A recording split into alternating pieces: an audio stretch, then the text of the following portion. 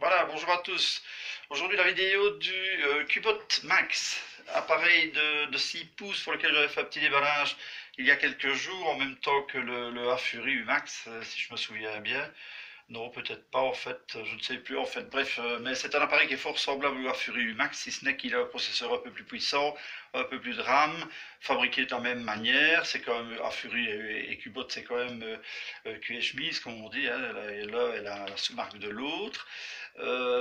Donc dans ce cas-ci, on va parler du Cubot, appareil qui au départ, j'avais dit qu'il était un peu brut de décoffrage, que c'était un appareil un peu qui me paraissait un peu, en tout cas, ancien.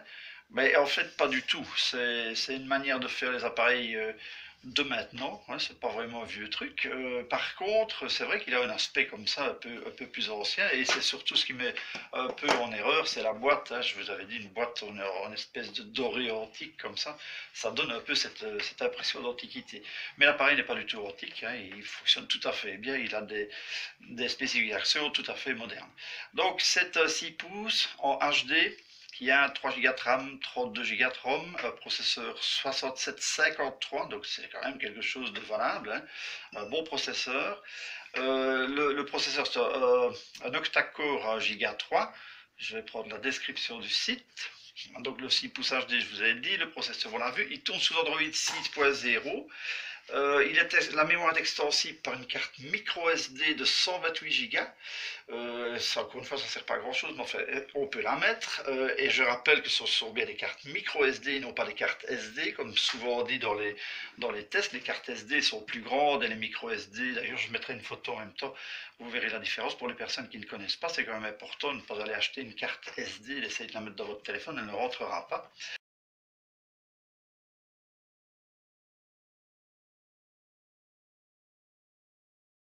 Alors, la caméra arrière est une caméra de 8 mégapixels interpolée en 13 avec flash. La caméra frontale est une caméra de 1,3 mégapixels interpolée en 5. Alors ça, je vous dis de suite, ne comptez pas faire de l'art avec ça. C'est vraiment juste pour avoir un semblant d'image de vous si vous faites des selfies avec ça, mais ce n'est en tout cas rien de plus. Un GPS qui marche tout à fait bien, qui est tout à fait correct. Au point de vue sensor, il a le Gravity Sensor, la proximité, l'ambiance et la lumière. La lumière ambiante, pardon, et la proximité, ça on l'a vu.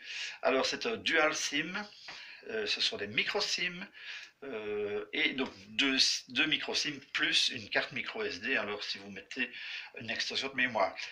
Au niveau des bandes, il est en 2G 850, 900, 1800, 1900, en 3G il est 900, 2100, donc il a ce qu'il faut, et en 4G il est 800, 1800, 2100 et 2600. Donc avec ça, il y a déjà de quoi faire. Alors on a vu pour le processeur, donc je refais un petit tour en vitesse comme ça de ce qu'ils disent dans sur le site. Alors là, ben, ils disent que c'est une vitre 2,5D. Ouais, moi, je veux bien être un peu arrondi sur les bords. Ça veut dire qu'elle n'est pas tranchante, quand même, malheureusement. Ouais. Heureusement qu'ils les font comme ça, parce qu'on se couperait, ça ne vaudrait pas la peine. Bon, et les caméras, c'est quand même un peu stupéfiant. C'est quand même un appareil vendu 130 euros pour le moment, si c'est pas une offre un peu spéciale. Donc, un appareil frontal de 1,3 mégapixels à notre époque, ça c'est un petit peu bizarre. Alors, il a une batterie de 4100 mAh, donc ça c'est pas mal. Vous avez évidemment, c'est un gros appareil, donc il a intérêt quand même à avoir une batterie qui tient le coup. Et qu'est-ce qu'on peut dire en plus? Ben, le téléphone est livré avec un adaptateur, un câble USB, une coque silicone. Je rappelle, chez Cubot, ils mettent des coques avec des gros coins comme ça. C'est pas spécialement élégant, mais c'est vachement efficace. Ça c'est déjà pas mal. Un manuel d'utilisation et voilà, c'est tout. Alors, pour les dimensions de l'appareil, donc il fait en hauteur 16,45 cm, pardon, 8,35 en largeur et en épaisseur, il fait 9 mm à la plus grande épaisseur, 9 mm, donc on n'est pas loin du centimètre avec l'appareil photo. Voilà, c'est tout à fait raisonnable. Alors ils annoncent 153, mais j'avais déjà dit dans le déballage que 153, ça m'étonnait très fort. Donc je vais reprendre ma balance et je vais le reposer pour ceux qui n'ont pas fait le déballage. Il est à 200 et quelque chose, comme tous ces appareils-là. Oui, il est à 223, voilà, on va voir comme ça, 223 grammes. Pourquoi ils disent 153, ça j'en sais rien. Voilà, donc ça c'était le point du Cubot Max. On va passer maintenant à l'appareil lui-même et un petit peu voir ce qu'il peut nous donner. Alors si on fait le tour de l'appareil, je vais juste l'allumer, il n'a pas de capteur d'empreinte. Je vais le rééteindre tout compte fait pour voir, ce sera peut-être un peu plus facile. Voilà, si j'y arrive, on va essayer de sortir un peu des reflets. Donc on a un haut-parleur frontal pour les communications, une caméra donc de 1, et quelque chose interpolé en 5, un filtre sur l'écran, un film sur l'écran pardon, qui est fort mal collé, il y a des bulles. Bon, enfin bon, on va le laisser parce que tant qu'à faire, ou tant que ce soit l'utilisateur qui le rachètera, qui l'enlève et qui ait un écran tout à fait nickel. Les boutons ne sont pas rétroéclairés, ils sont chromés, on les voit fort bien, donc ça, il n'y a pas de souci. C'est tout ce qu'il y a pour la face avant. Évidemment, il y a les capteurs, mais ça, je ne saurais pas. Voilà, pardon. Donc les capteurs luminosité et proximité. Alors sur le côté droit, on a le bouton on-off qui fait partie de la coque et le bouton plus-moins. Sur le dessus, le jack 3.5, la prise micro USB. En dessous, juste la grille de haut-parleur. Sur le côté gauche, rien du tout. Et derrière, l'appareil frontal de 13 mégapixels avec de 8 mégapixels interpolé en 13. Flash qui a l'air d'être un double flash. Il a en tout cas deux petites diodes. Deux petites LED, pardon, la marque Cubot, un granulet ici pour que ça ne prenne pas trop les doigts et en même temps que le téléphone ne vous glisse pas des mains. Bon, en fait, il glisse quand même, donc ce n'est pas vraiment utile.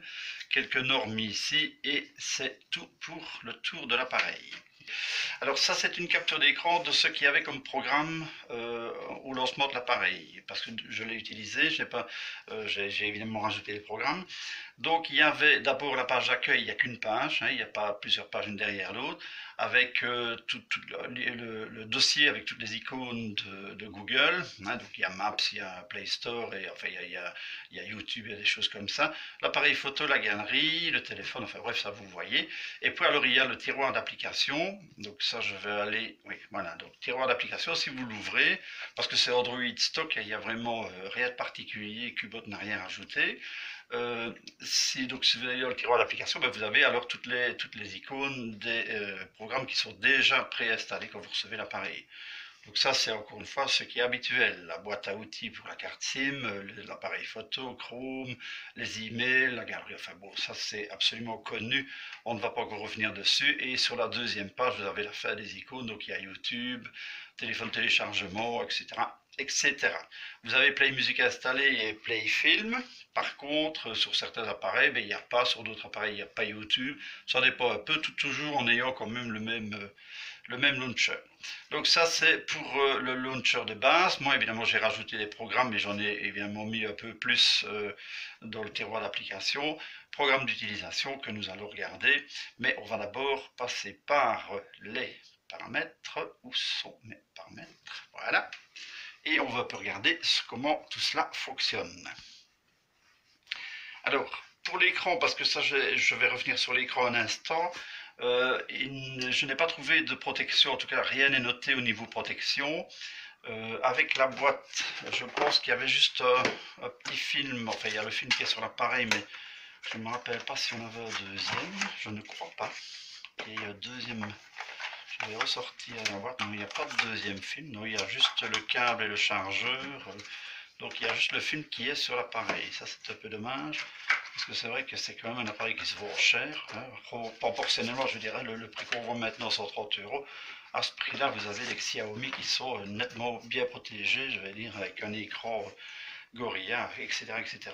Enfin bref, pour celui-ci, donc en affichage, on a le Miravision qui permet, hein, je le rappelle encore une dernière fois, de varier un petit peu les couleurs, soit en mode utilisateur, soit en mode brillant, soit en mode standard.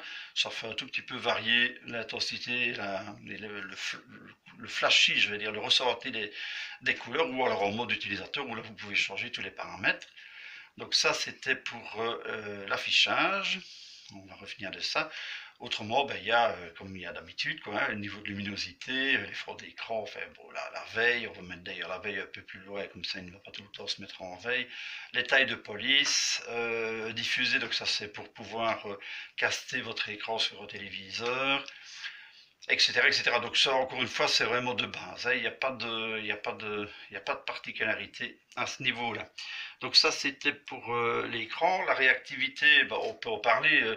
C'est un écran qui est fort réactif, hein. Il est pas mal. C'est HD, mais il est pas mal. Alors, moi, je trouve qu'à HD, c'est tout à fait suffisant. Les images, enfin, ce que vous allez regarder en vidéo, tout ça, c'est vraiment parfaitement net. Il n'y a pas de problème de netteté. Ce n'est pas grainelé, ce n'est pas une image un peu douteuse par rapport à du Full HD ou quoi. Je trouve sincèrement qu'on ne voit pas vraiment une différence entre les deux. Et par contre, c'est intéressant parce que l'écran HD, évidemment, consomme beaucoup moins que le Full HD. Donc c'est toujours intéressant. Je trouve même sur un 6 pouces avoir un écran HD, dans les bas prix, je parle, hein, parce qu'il y a des appareils plus chers où ça vaut la peine alors d'avoir un écran un peu plus, encore plus précis, mais celui-ci, il est tout à fait suffisant. Alors, l'application Display Tester, les pixels défectueux, je n'en ai pas vu, hein, mais enfin on va quand même vérifier. Et ben, les couleurs sont parfaites. Il y a vraiment, encore une fois, rien à dire, si ce n'est que l'appareil qui filme a tendance à rendre plus orange, ce qui est rouge sur l'écran. D'ailleurs, je suppose que si je bouge un peu, vous verrez la vraie couleur. C'est vraiment l'appareil qui filme qui dénote, allez, qui dénature un peu les couleurs. Voilà, je cherchais le mot. Voilà, donc le rouge est bien rouge, le vert est bien vert. Et je vais un tout petit peu diminuer la lumière, ça fera peut-être un peu moins réagir la caméra. Voilà, le blanc est tout à fait blanc, le gris c'est parfait. Il n'y a pas de fuite de lumière, hein. L'écran est vraiment au top. Noir, c'est comme si l'appareil était éteint. Le jaune est jaune, magenta, il est bien magenta et le cyan est bien cyan. Ça, c'était pour les couleurs. Maintenant, les photos réelles. Donc, photos réelles, je rappelle, c'est quelques photos qui sont mises dans le test juste pour voir si l'appareil les affiche bien net. Encore une fois, ben, il n'y a pas de souci à ce niveau-là. Les couleurs sont bien respectées.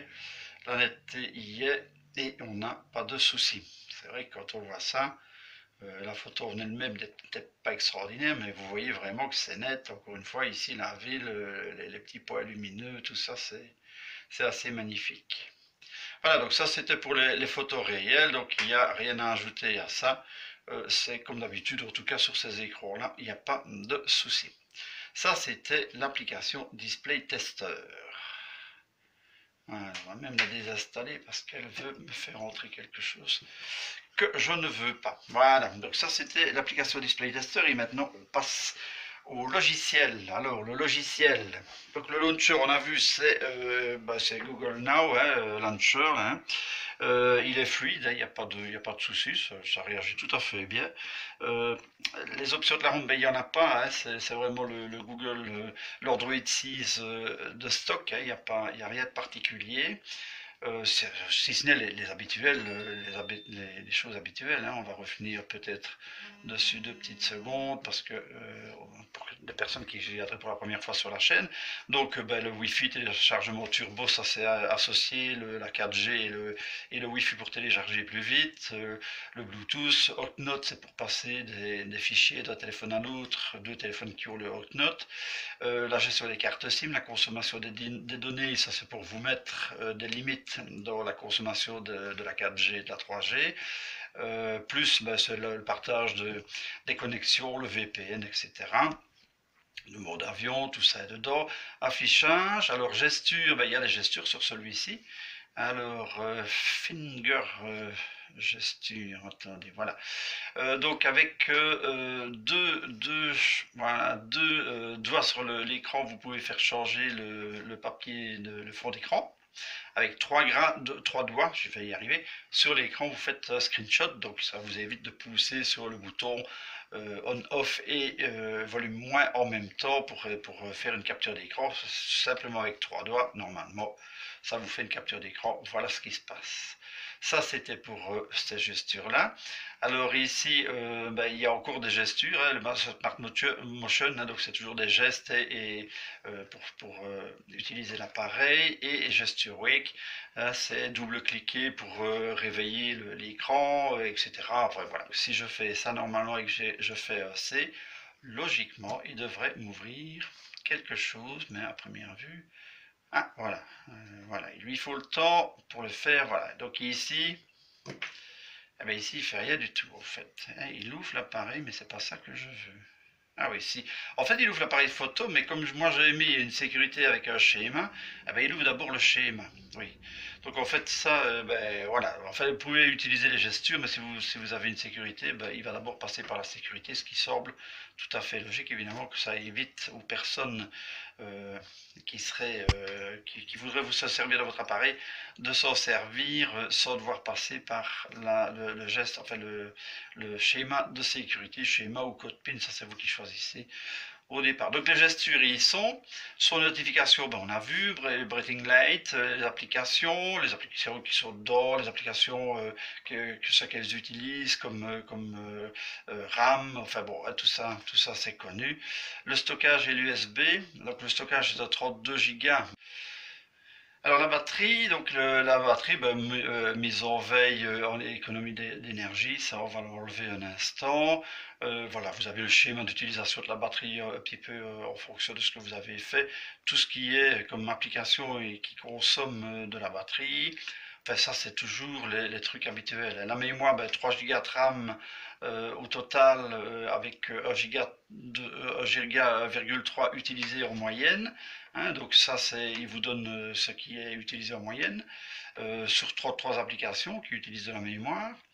Alors, utilisateur, ben, ça c'est les comptes, hein, c'est l'utilisateur, le propriétaire ou un invité ou des choses comme ça. La localisation, ça c'est le GPS. La sécurité, c'est là qu'il y a le schéma de verrouillage d'écran. D'ailleurs, je vais le supprimer comme ça.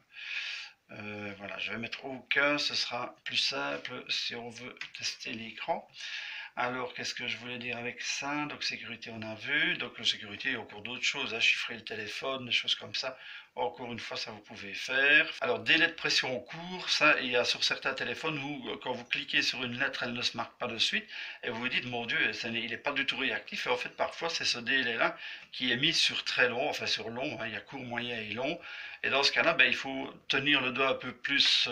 Enfin, ce n'est pas vraiment juste effleurer, c'est juste c'est toucher un peu plus franchement l'endroit de l'écran pour que ça réagisse. Donc des fois un appareil semble lent ou tactile et c'est pas le cas du tout. En fait c'est le délai qui est mis sur long. Qu'est-ce qu'il nous dit en mise à jour? Recherche de mise à jour. Ah, il va peut-être en trouver une. Ben non, votre appareil est à jour. Ah si, en fait, voilà, la dernière version a été faite le 22 du 5 2017. Oui, pardon. Voilà, ça c'est la version actuelle de ce qui est dans le téléphone. Oui, 22 du 5, ça va. Ce n'est pas encore très vieux. Voilà, mais enfin, il ne faut pas espérer en avoir 36 de mise à jour. À mon avis, il n'ira pas plus loin que ça.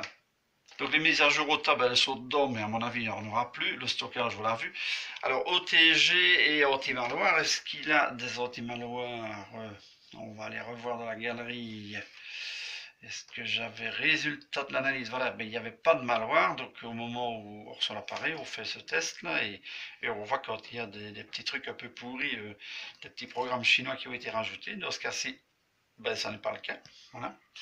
Et au niveau OTG, ben, alors maintenant je vais tester l'OTG puisque mon programme, quand il me dit oui, ben, à première vue ce n'est pas tout à fait oui, et quand il me dit non, ben, c'est pas tout à fait non. Donc on va mettre un petit adaptateur, je suis dans le bon sens, là oui, je suis dans le bon sens. Voilà, un adaptateur OTG avec un capteur de souris et la souris, voilà. Et il est bien OTG, donc vous voyez la souris qui avance hein, sur le truc. Et si moi je clique, voilà, si je clique sur une... ouais, non, on va mettre ça, voilà. Donc en fait, voilà, hein, donc vous pouvez utiliser votre téléphone sans toucher l'écran avec une souris. Vous pouvez mettre un clavier, vous pouvez mettre une clé USB, enfin vous pouvez brancher 36 trucs. Tout ce qui se branche en USB, en fait, peut se brancher sur votre téléphone, à condition d'avoir le petit adaptateur OTG. Hein, ça, c'est toujours bien d'en avoir un parce que ça vient toujours bien à point. Alors, Phone Tester, donc voilà, j'ai chargé l'application. Alors, l'état des capteurs, bah, encore une fois, il n'y a pas. Ah, c'est de base hein, comme appareil, donc il n'y a pas grand-chose. L'accéléromètre, bien sûr, ça c'est le minimum. La luminosité, la proximité, proche loin, donc ça fonctionne. Il n'y a pas de gyroscope, il n'y a pas de capteur d'empreinte, il n'y a pas de boussole. Donc c'est pour Pokémon Go, ceux qui jouent avec la réalité augmentée, c'est foutu. Enfin, c'est jouable, mais juste de base, je vais dire. Voilà. Alors, communication périphérique, ça ne nous intéresse pas. Aussi, on peut regarder, mais enfin, il n'a pas de NFC, il n'a pas d'infrarouge. il a juste le Bluetooth en fait, hein, donc ça c'est vraiment de base. La batterie, ça on a vu. Le tactile, alors le tactile c'est 5 touches, voilà, il n'y a pas plus. Point reconnu 5. Le CPU, ben on l'a vu aussi, c'est un 6753, donc à 1 Go 3 de fréquence, c'est un 8 cœurs. Donc ici vous voyez qu'il y a un cœur qui travaille pour le départ et puis les autres sont au repos parce qu'on n'en a pas besoin. Oui, donc on était avant de passer aux performances, donc l'écran, le test de l'écran, le test où on regarde sur l'écran si on sait si toutes les zones sont actives. En fait, oui, toutes les zones sont actives. Hein, je ne vais pas passer mon temps chaque fois à refaire ce test. Je le fais une fois, je fais une capture d'écran. Et voilà, ça suffit. Je n'ai de toute façon jamais eu un écran où il y avait vraiment une zone morte comme ça arrivait il y a des années. Maintenant, c'est quand même ultra rare que ça arrive. Si ça arrive, on ne teste même pas le téléphone, ça ne sert à rien parce qu'il n'est pas utilisable. Voilà, donc ça c'était pour ce test. Et maintenant, on passe aux performances. Alors au niveau des performances, AnTuTu nous donne un score de 38 300 Hz, c'est quand même 6753 le processeur, donc ça va, c'est correct, sans plus. Enfin c'est bien, hein, ça fonctionne tout à fait bien. Pour ce qui est d'Epic Citadel, on a en Ultra High Quality un score à 42,8 frames par seconde, ce qui est pas mal non plus, hein, c'est quand même... c'est pas un téléphone haut de gamme, mais il a quand même un très bon score. En high quality, ben 54,5 et en high performance 54,8. Donc ça reste toujours des scores assez honorables et assez convenables en affichage. Donc le Cubot ici, le Cubot Max, il est quand même pas mal en affichage. Alors pour PC Mark, on a un score à 2885. Encore une fois, c'est pas extraordinaire, mais ça a le mérite d'être quand même pas mal. 2885, je ne sais pas pourquoi j'ai fait deux captures d'écran, ça sert absolument à rien. Enfin voilà, c'était le même test. Donc ça c'était pour ce qui est des performances. Alors maintenant on va passer au jeu, juste aller voir notre petit Rayman. Comment il se joue, Rayman? Voilà, je me réinstalle un petit peu mieux et je vous reprends. Voilà, alors Rayman.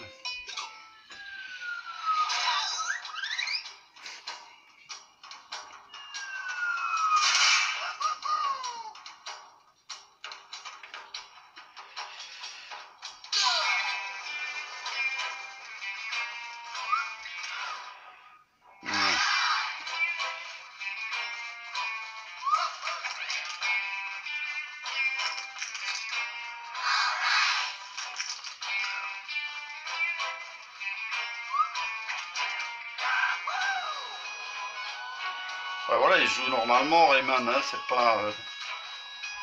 encore une fois, ici c'est la partie de démonstration, donc forcément ce n'est pas très explicite.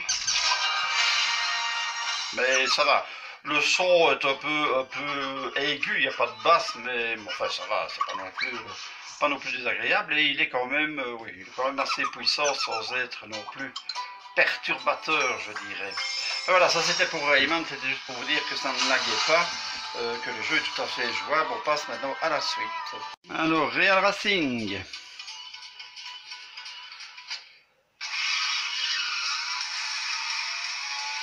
Déjà rien que les images comme ça, c'est fabuleux. Hein.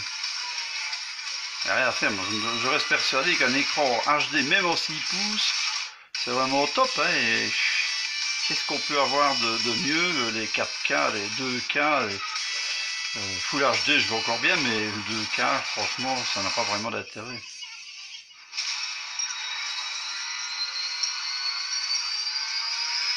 Allez, c'est bon, on y va.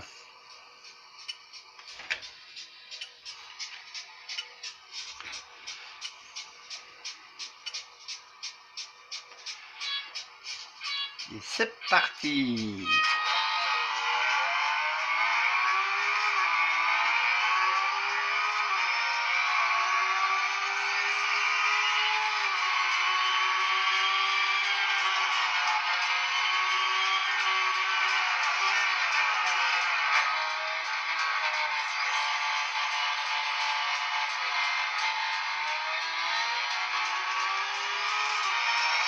Ah, décidément.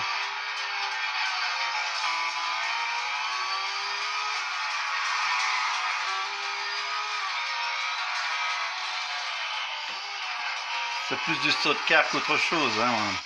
Oui, oui, oui, oui. Continue.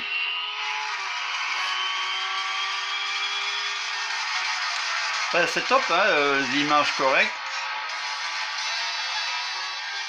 Je pense qu'on a tous les détails, hein, ça a l'air d'être complet.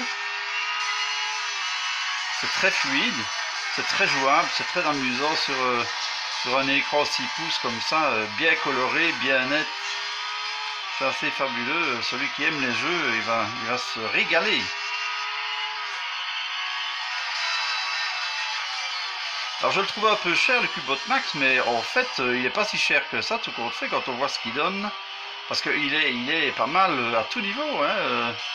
Non, ça reste un appareil, ça reste quand même dans les low cost supérieurs, je vais dire. Hein. Ça n'est quand même pas... Oui, quand vous n'entendez plus le son, c'est moi qui... Voilà, chaque fois que j'essaie de faire autre chose, je quitte la piste. C'est affolant, ça.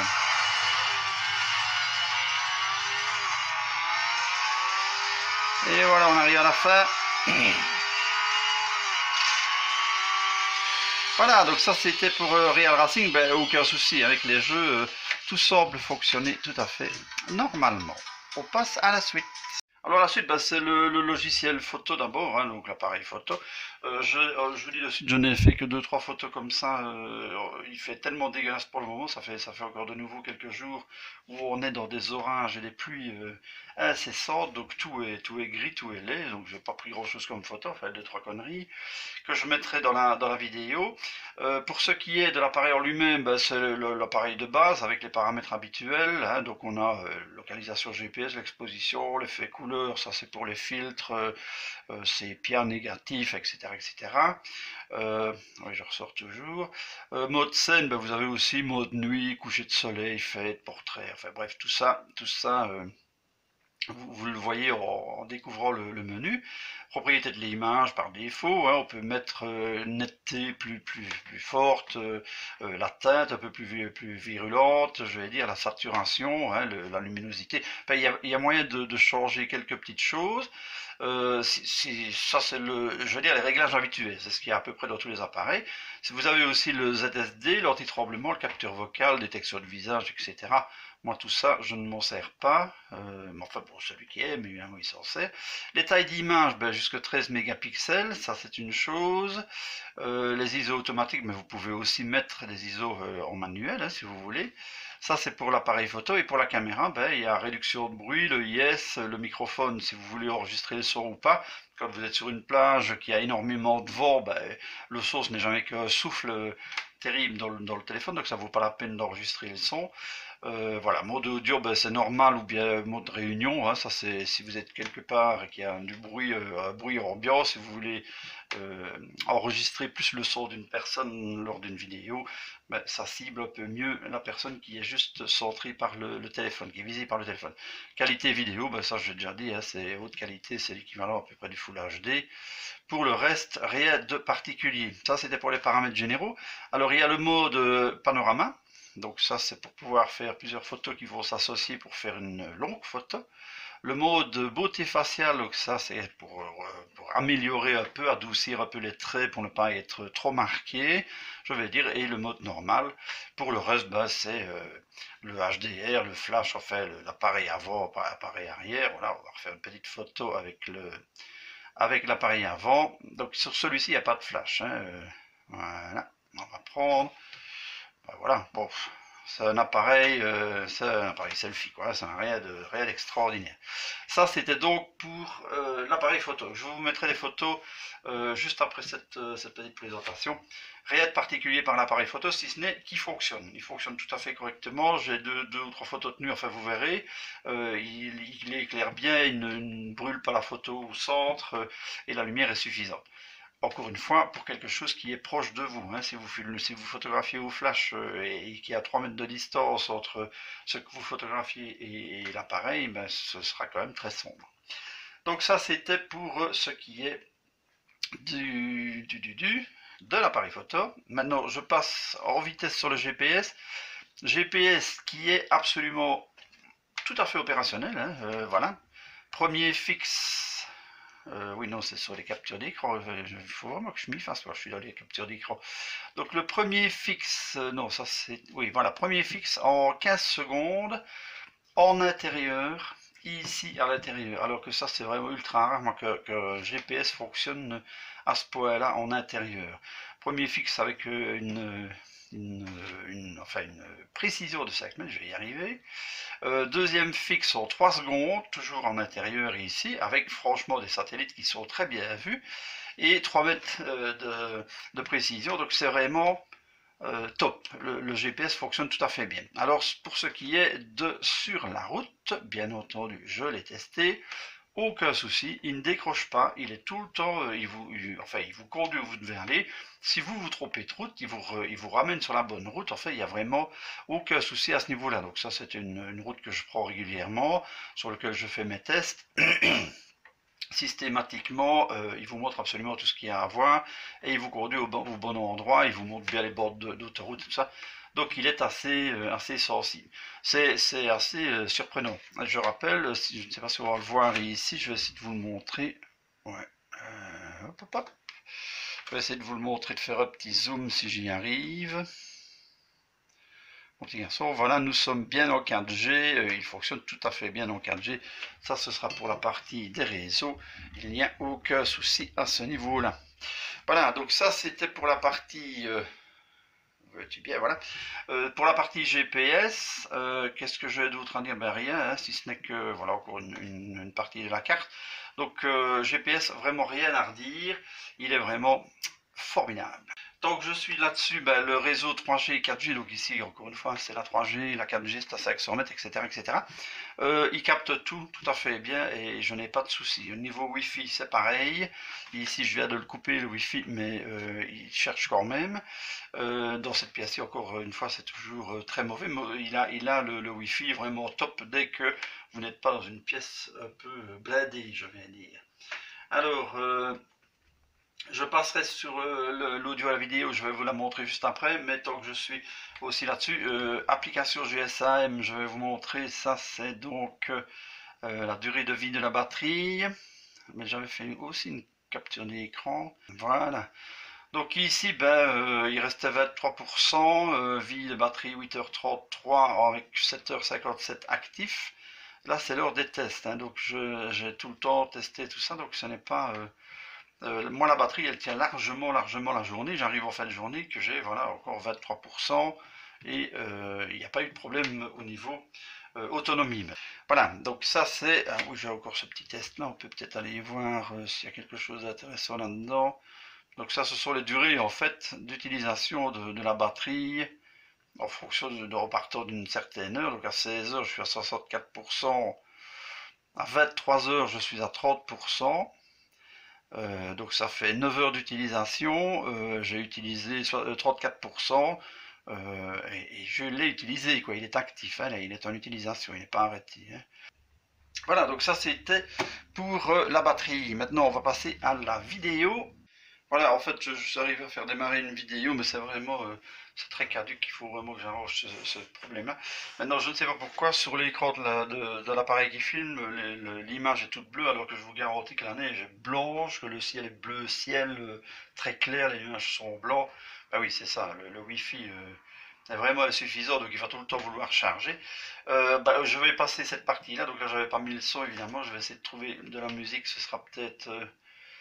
ça passera peut-être plus facilement, c'est vraiment peu long, il faut que j'arrange ce truc là. Alors, musique libre de droit, est-ce qu'il va m'en trouver? C'est une catastrophe, il faut vraiment que j'arrange ça.